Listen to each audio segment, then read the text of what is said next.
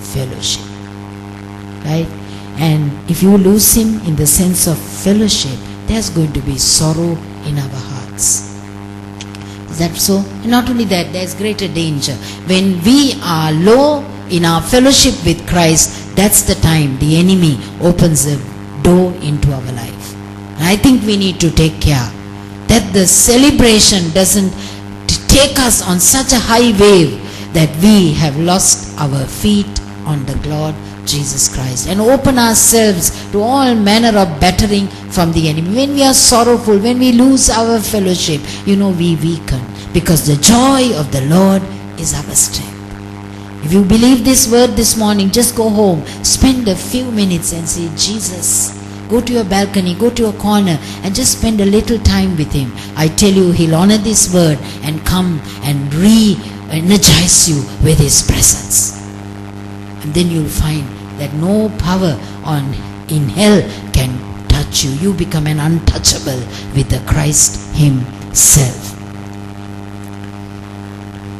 That's what happened to Mary and Joseph. Luke chapter 2 verses 43 and 48. So Mary and Joseph, when they walked around and for 1 day's loss, they had to search for Him 3 days. Can you see the proportion? 1 day's loss, they have to search for Him 3 days. Having searched, when they found Him, they were astonished. This one said, I think astonished, but actually they were sorrowful. And they asked Him, we have looked for you sorrowfully. There's always sorrow when we lose fellowship with the Christ.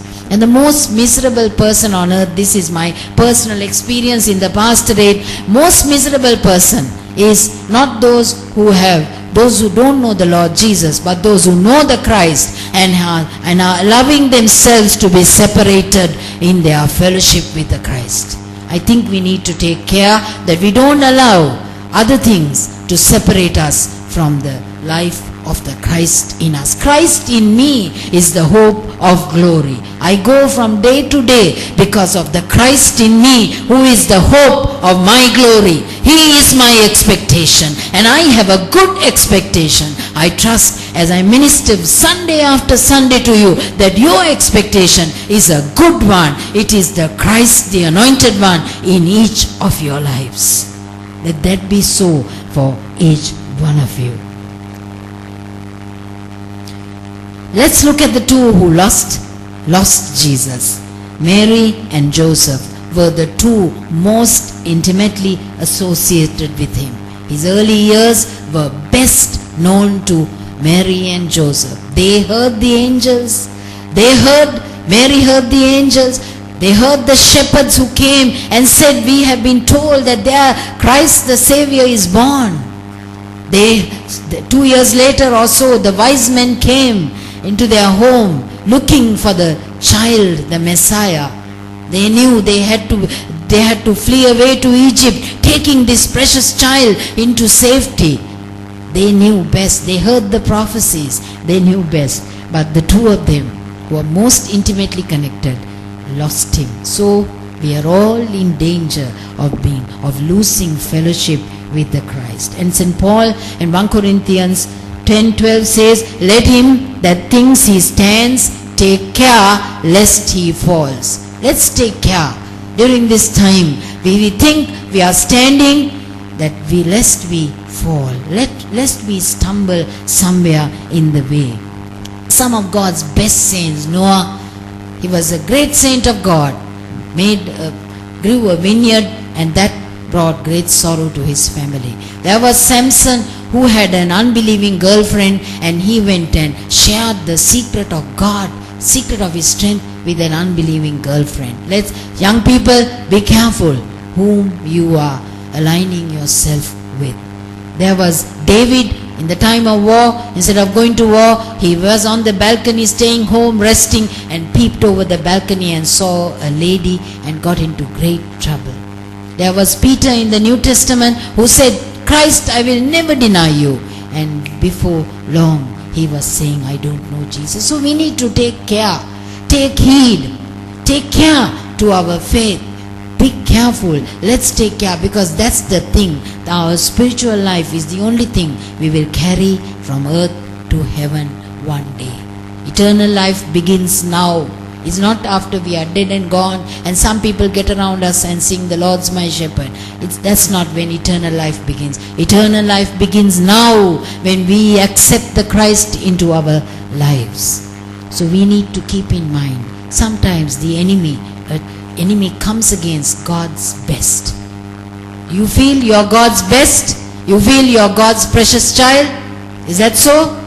Yes. Then remember, we need to take care, keep ourselves in the fellowship. And when did Mary and Joseph lose him?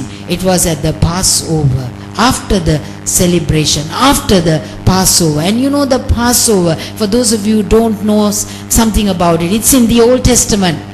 And that was one of their greatest feasts. That was the time when the Lord said, kill a lamb, right? Take a lamb, kill it, and take the blood and apply it on the doorposts and the lintels. That day, long years ago, in centuries past, the Lord God told them there's going to be a lamb whose blood will be shed, and apply it on the doorposts and the lintels. Can you see the cross, the doorposts and the lintels? God pointed to centuries ahead and said there will be someone whose blood, the cross, will bring salvation and protection. Those of you who know a little more, Exodus chapter 14, Exodus chapter 12 verse 29 says, the destroyer shall not come into your house to strike you. That was the purpose of the application of the blood. The destroyer will not come near your house. Have you had sickness lately? Have you had distress lately? Then come back to the Christ, to fellowship with him. That's our secret. That's where we have favor and success. So, at the Passover, the thing that was looking for Jesus, the feast that was foretelling the coming of the Messiah, coming of the Christ, it was at that very feast that they lost sight of the Christ. This can happen to us. Lose Christ in the celebration, in the midst of Christmas. We can lose him in strange places and in strange ways. So let's take heed to our ways. And you can see very quickly, Luke chapter 2:44, I told you before that supposing him to be in the company, Mary and Joseph went a day's journey. Are we supposing, are you and I supposing that the Lord Jesus is with us? Have we really checked out? Are you sure? Did the Lord say, yes, my child, this morning to you before you came for this worship service? Did he speak to you last morning? Did you hear the voice of the Lord the day, 2 days before? Does God's Spirit bear witness with your spirit that Jesus is a bright, living presence in your life?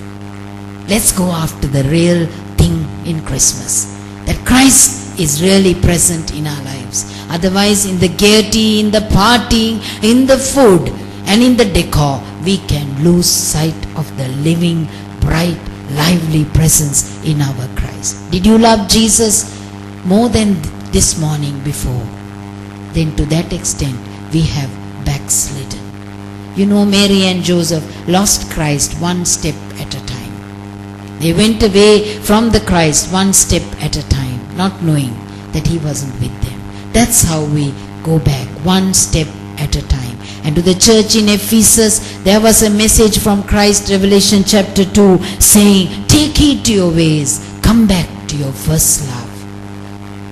Are you in the first love with Jesus? What is it? What is it that's keeping us away from the love of God in Christ Jesus? And where did they find him again? Where did Mary and Joseph find Christ again? Exactly where they left him. He was in the temple.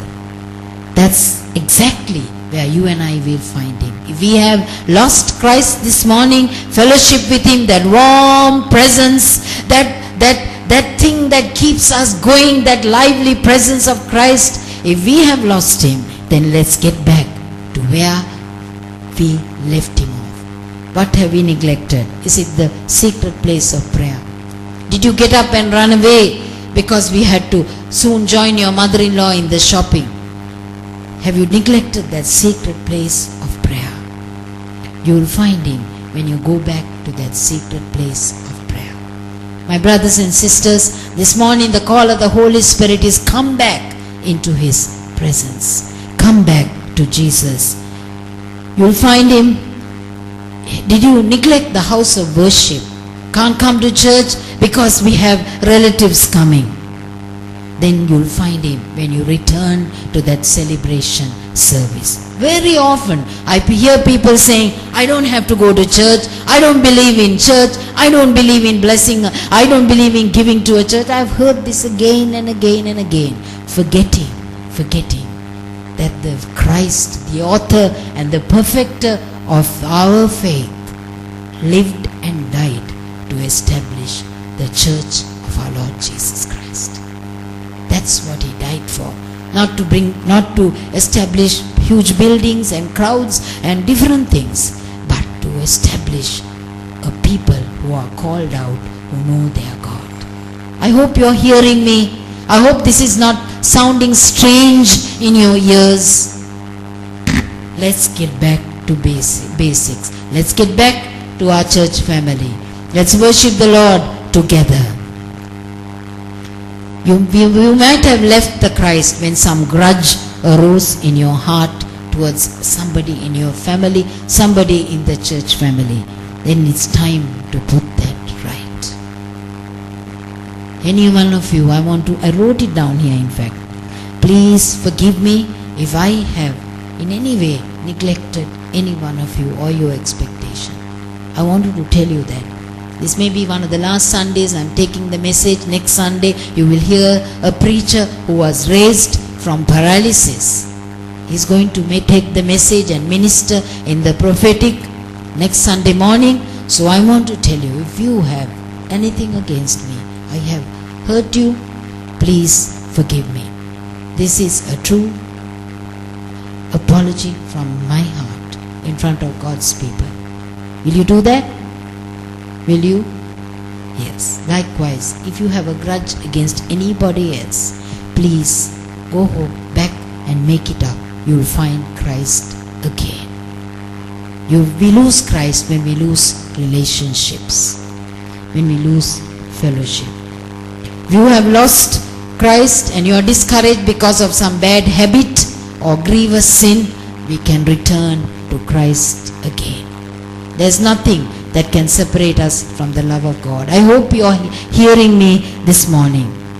So in summary, how can you lose Jesus? By losing fellowship. Who will lose Jesus? Those who least expect to lose him. When may you lose Jesus? Sometimes in the midst of religious celebrations. How do you lose him? Going away one step at a time. And where are you going to find him? Right back where you left him. Till we get back to the place where we left him. A broken relationship, giving up on worship, or different other things, sin, whatever it be. Let's get back to where we left Jesus.